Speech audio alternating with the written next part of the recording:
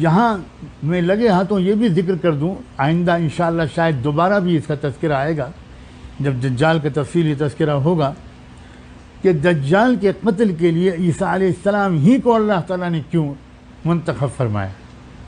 شاید اس میں بہت بڑے دقیق اشارات ہیں۔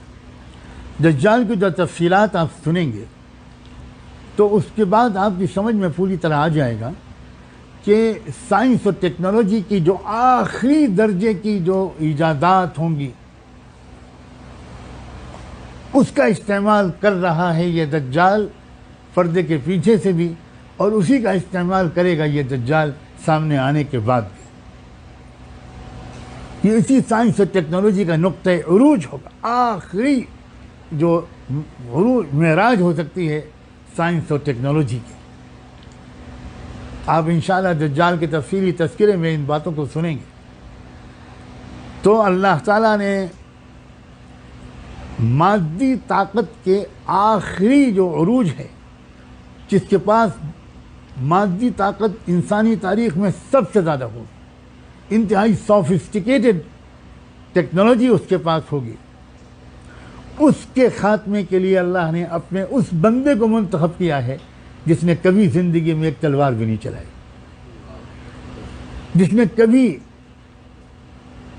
ہماری اصطلاح کے مطابق کوئی جہاد نہیں کیا، جس نے کبھی کسی فوج کی قیادت نہیں کی، جو سر تاپا روحانی شخصیت ہے اور عجیب و غریب روحانی طاقت اور تاثیر ان کے پاس تھی۔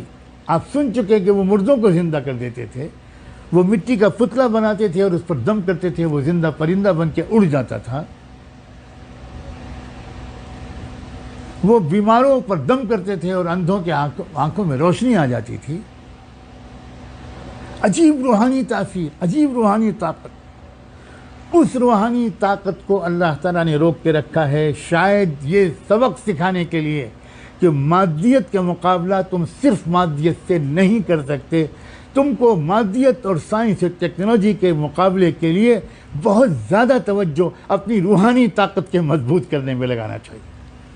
اور روحانی طاقت مضبوط ہوتی ہے تقوی سے، تعلق مع اللہ سے، گناہوں سے بچنے سے، کثرت ذکر سے، خلوت اور تنہائی کے اہتمام سے، صالحین کی صحبت سے۔ روحانی طاقت نماز سے، رکوع سے، سجدے سے، تلاوت سے، ذکر سے، طواف سے، حج سے، روزے سے، صالحین کی محبت اور ان کی نظر میں آنے سے اسے روحانیت بڑھتی ہے۔ پتہ ہی چلا کہ اس آخری دور میں دشمنوں اور شیطانی طاقتوں کے حملے کے لیے سب سے زیادہ توجہ جو کرنی چاہیے تم کو، وہ اپنی روحانیت کو مضبوط کرنے کی طرف کرنی چاہیے۔ تم خالی سائنس اور ٹیکنالوجی پر محنت کرتے رہو گے تو تم 500 سال بھی اگر محنت کرو گے تو تم وہاں نہیں پہنچ سکتے جہاں تمہارا دشمن پہنچ چکا ہوگا۔ اس لیے تم بے شک ضروری حد تک تم اسباب اختیار کرو، بالکل وَأَعِدُّوا لَهُم مَا اسْتَطَعْتُم مِّن قُوَّةٍ، جو کر سکو وہ کرو، لیکن تنہا اس پر انحصار مت کرنا۔ تمہیں غلبہ پہلے بھی کبھی تنہا ظاہری اسباب کے ذریعے سے نہیں ملا تھا، اور آئندہ بھی کبھی بھی تم کو صرف ظاہری اسباب کے ذریعے غلبہ نہیں ملا۔ اگر ظاہری اسباب ہی فتح و شکست کے معیار ہوتے تو بدر میں کبھی اہل بدر کو 313 صحابہ اور ان کے قائد محمد رسول اللہ کو فتح حاصل نہ ہو۔